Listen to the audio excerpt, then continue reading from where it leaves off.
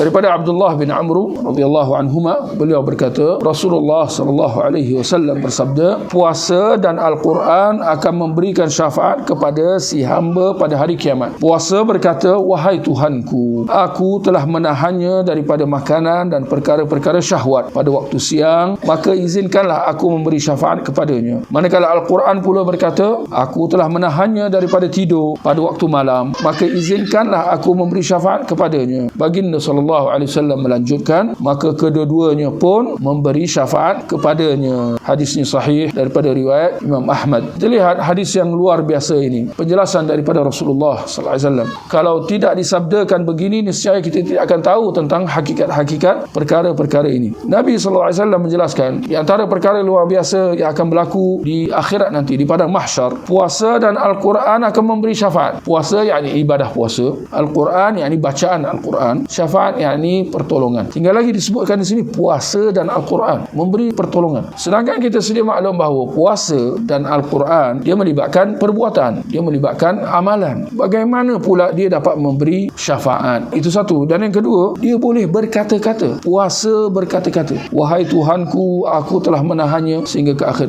Kita tidak dapat membayangkannya pada hari ini. Apa yang pasti, kita kena beriman, kerana ini datang daripada sabda Nabi sallallahu alaihi wasallam, yang memang antaranya baginda lah yang menjelaskan kepada kita tentang perkara-perkara gaib, perkara-perkara yang memang tidak dapat dijangkau oleh akal manusia. Kita yakin dan beriman bahawa kedua-dua, ibadah puasa dan ibadah membaca Al-Quran, dia akan memberi syafaat, pertolongan, bantuan kepada orangnya. Maka puasa berkata, wahai Tuhanku, ya Allah, aku telah menahannya daripada makanan dan perkara-perkara syahwat. Kerana kita maklum bahawa dalam ibadah puasa memang antara perkara-perkara yang perlu dielakkan, makan minum dan juga hal-hal syahwat, hubungan suami isteri, ini semua perlu dielakkan sepanjang siang berpuasa. Maka izinkanlah aku memberi syafaat kepadanya. Yani diminta izin. Ibadah puasa itu minta izin daripada Allah agar dapat memberi pertolongan kepada orangnya. Manakala Al-Quran pula berkata, aku telah menahannya daripada tidur pada waktu malam. Perhatikan tuan-tuan, kalau ibadah puasa sememangnya dilaksanakan pada waktu siang. Boleh tak kalau kita nak puasa pada waktu malam? Puasa dengan arti kata ibadah, kita kata itu memang ditegah. Nak kata bahawa kalau puasa memang pada waktu siang. Tapi menariknya dalam hadis ni, penjelasan kepada kita bahawa Al-Quran sebaiknya dibaca pada waktu malam. Sebab dia nyatakan di sini,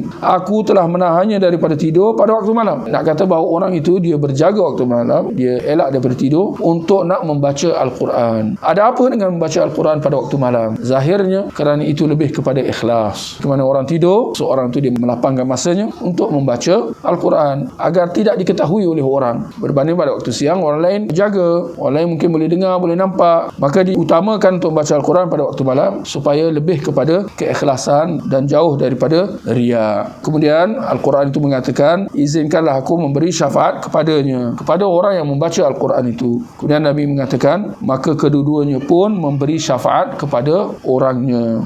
Boleh kita ambil faedah daripada hadis ni agar seseorang itu dia mengambil kesempatan apabila tiba bulan Ramadan nanti untuk dia memperbanyakkan bacaan Al-Quran. Barangkali sepanjang tahun dengan kesibukan dan sebagainya tak sempat, tak ada ruang untuk membaca Al-Quran dan sebagainya. Moga-moga dengan bacaan Al-Quran itu akan memberi pertolongan kepada kita pada saat-saat yang sangat kita memerlukannya.